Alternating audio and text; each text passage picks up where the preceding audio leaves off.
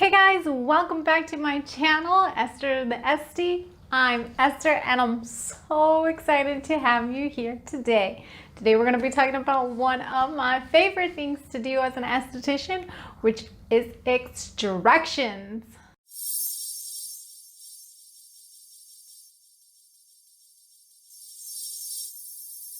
Okay, so I'm going to tell you what we extract, how an esthetician extracts, and why you shouldn't be doing it at home.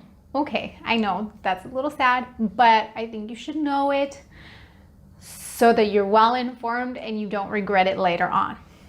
So what do we extract when we're extracting? Your skin has pores and follicles. Follicles and pores, they look a lot alike, except a follicle is where your hair grows out and a pore doesn't have a hair growing there. Your skin also has sebaceous glands and sudoriferous glands. So these are glands that produce sweat and they produce oil. And then it also has skin cells. Hello, that's how you have skin. And your cells are constantly being created and constantly being fluffed off. All those dead skin cells are trying to go away. When we're born and when we're children, our skin functions really well and it has a great skin cell turnover rate. But as we begin to age, that slows down and the desquamation process, which is the act of all that stuff fluffing off, slows down and gets jammed up. And so inside your pore and your follicle, you can have dead skin, you can have oil, you can have sweat, you can have environmental debris that's all just sitting in there and mingling together, and it can get pretty hard. It can get backed up, it can get oxygenated, so where it turns black and you get those blackheads. It can also become great food for P. acne bacteria, so it can feast on it and you get breakouts that are inflamed, or you get really pustule breakouts, look like a volcano on your face. So that's what's happening. So we just want to remove that buildup to help aid in the desquamation process. We also want to avoid giving the natural bacteria that lives on our skin, avoid giving it a feast so it doesn't run rampant. And we also really want to just make our pores look smaller by keeping them looking cleaner. So I highly recommend that if you have any of those issues, you feel a little texture, you don't like your blackheads, you break out too much, go see an esthetician. So the esthetician can take care of your skin and show you and teach you what you need to do on a regular basis so that you can have the skin that you want. So when a client comes to me and we perform a facial, from the moment I see her and like I touch her or his face, I'm constantly feeling, I'm reading, I'm seeing what the skin is needing. And most of the times they need extractions. And so all of the steps that I do up to the point of extraction is to prepare the skin so that I can remove that debris without causing any trauma. So I've thoroughly cleansed the skin multiple times. In fact, I've also exfoliated, so I'm removing any surface buildup to make it easier for the debris to come out when I try to push it out gently. And then I also prepare the skin where I soften it. I use the steamer, and then I also do it an extra step by using a desincrustation solution. This solution changes the pH level of the skin. Remember, it's naturally, when your skin is in a good healthy pH range, it's at a 4.5 to 5.5. And the desincrustation solution changes it. It makes it very alkaline, but because it's becoming alkaline, it softens the skin so that when I go in with gloved hands, because I don't want to reintroduce any bacteria, I can use the 4x4s and extract manually, or I can use a tool. But when I go in there to do that, since I've done all of these steps to properly prepare the skin, I'm not going to be causing trauma to the skin. And in just a bit, I'll tell you why I don't want that to happen. So I have gloved hands on.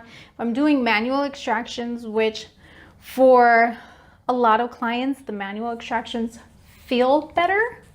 Mind you, I need to let you know, extractions do not feel wonderful. They feel uncomfortable, but there should never be a sharp pain. If you ever feel sharp pain during the procedure, let your provider know so that they can stop and redo it or do it in a different way or leave that particular area alone. Because when you're getting that sharp pain, that means that more than likely there's going to be some inflammation going on, and we don't want that. So if I did it manually, I'd wrap up my fingers with 4x4s, and each person has the way that they prefer it. And I go in and I squeeze the skin. So extractions, we don't go in and dig. If this is the opening of my pore, I don't go in and dig around. I come in from the side and a little on the outside of the skin. We'll pretend this is the outside. I come in and I'm kind of pushing down a little and scooping up, whether I'm doing it manually or I'm doing it with an extractor tool. That's the idea, is because I want to be able to come in and push it out and ease that debris out, trying to like convince it doesn't want to be there. And the stuff will pop out easily because I've prepared the skin for the extractions. The only time it can have difficulty is if the skin is severely dehydrated, because when you're extracting on dehydrated skin, it's kind of like trying to remove a post that's been cemented into the ground. It's just not going to budge. So we're just going to pretend I'm talking about hydrated skin. If I wanted to go in with an extracting tool, those are the ones with the little loops, different styles, different angles. We all have our preference. I would come into the skin. I'd pull it taut with one hand, and then the other hand is going to push in and scoop. Nice scooping motion so that I can gently coerce the debris to come out. So that's the process. And then after I've extracted everything that's ready to be extracted, I follow up by pushing the skin back into its correct pH level, because I can't just leave it in that alkaline state, because we all know that is not good for it. And then I continue on with the remainder of the facial and give it a lot of anti-inflammatories, a lot of antioxidants, a lot of nourishment, depending on what the skin needs and the skin type and conditions and all that loveliness. So now that you know what an extraction process is, let me tell you why I wish you didn't pick your face. Which, even if you're trying to pick it with the extractor tool, this is why I highly recommend that you don't. But if that's what you want to do, just do it well informed and I'll be good. So first of all, we extract in an environment that is nice and sterile. It's disinfected, it's sanitized. We are using everything in our disposal to prevent bacteria from going into those exposed pores, because we don't want you to break out again. We don't want you to get an infection. So that is usually not something that can happen at your home. I mean, I'm sure it can at some homes, but it's typically not something that we see. That you didn't disinfect your tool with a medical grade disinfectant. Like, it's just not something that's easily accessible to the public. So don't extract if you can't do it in a nice sterile environment. Also, even if it's on yourself, you should be wearing your own gloves, because these things have germs and we don't want them back on your face. And then also, I've used everything that I needed in the proper steps to prepare your skin for the extraction so that we don't risk inflammation. So if you don't have a steamer, The steam from your dishwasher is not a good thing to try. So if you don't have a steamer, if you don't have a disincrustation solution, which you more than likely don't because it's only sold to professionals, you're more than likely going to cause trauma to the skin. Now, this is important. So trauma to the skin, if you cause any kind of trauma to the skin where you're getting like a sharp pain or it's tingling too much or it's turning red, it feels swollen, it feels inflamed, you risk getting loss of tissue, especially if you're just picking at it, you're going into the pore and trying to pull it all out. You're gonna more than likely lose tissue, which is going to give you that indented scarring.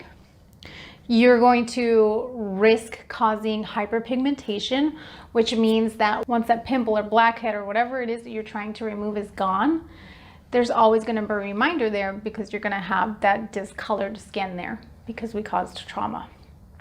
So please just don't do it on your own. Don't risk the inflammation. Don't risk the trauma to your skin, and just come see me. That's all I have for extractions today. If you have any questions, leave them in the comments below. Remember to hit that thumbs up button, like this video, and subscribe. And you might as well hit that bell notice too. And I'll see you next Sunday. Bye.